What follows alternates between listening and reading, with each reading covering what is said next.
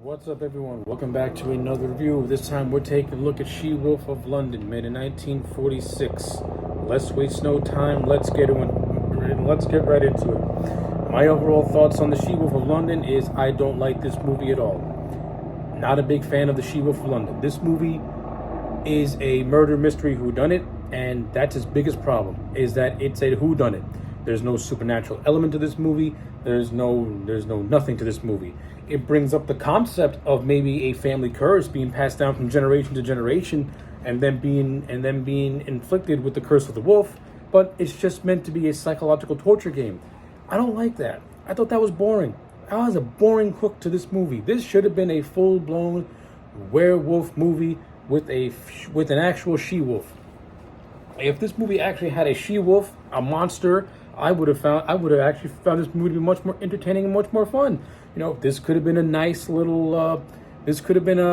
female version of the Wolfman, only with a female lead. It could have been cool. You know, it could have had an interesting story. Like, what would happen if a generation's old curse is passed down from generation to generation, and that poor soul has to be inflicted with the curse of the wolf.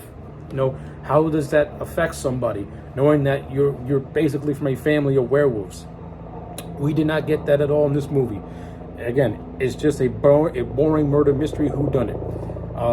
The acting in this movie is okay. Nothing spectacular, nothing to write home about. The characters in this movie, they're kind of boring. They're really kind of boring. You got the character of Phyllis, who is pretty much the one who's being framed as the she-wolf, when in actuality it was her crazy aunt who was committing murders because she wants to commit her niece into an insane asylum so that way she can keep a mansion for her and her daughter, and so that way she can get her daughter to marry her niece's husband. It's so convolutedly stupid, it's not even funny.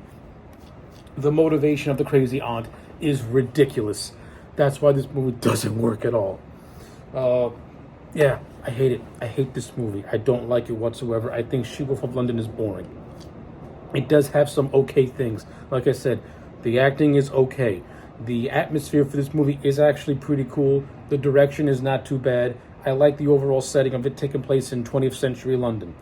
Other than that, from a story standpoint, which is what this movie's biggest flaw is, it's not all that interesting. I don't want to see a whodunit movie with a werewolf, with a fake werewolf. I want to see a werewolf movie with a real monster werewolf in the same vein as the Wolfman. Instead, we get this, and I don't like it. I do not like it whatsoever. I can appreciate I can appreciate thinking outside the box for a movie like this. It doesn't necessarily mean it's going to work. You know, not everyone's going to want to see a wolfless werewolf movie, myself included. And that's why this movie just doesn't really do it all for me whatsoever. I don't like it. Yeah. That's pretty much it. I don't have a whole lot to say about the She-Wolf of London. I don't like this movie. I think it sucks. I think it's boring. Despite some minor elements, this movie is something you don't have to watch ever in your lifetime. 2 out of 10 for the She-Wolf of London. The 2 out of 10s for the cast and the production values. Everything else in this movie is just forgettable and throwaway. So yeah, those were my quick thoughts on the She-Wolf of London. Let me know yours in the comment sections down below. Like the video and subscribe, and I'll check you back next time for more.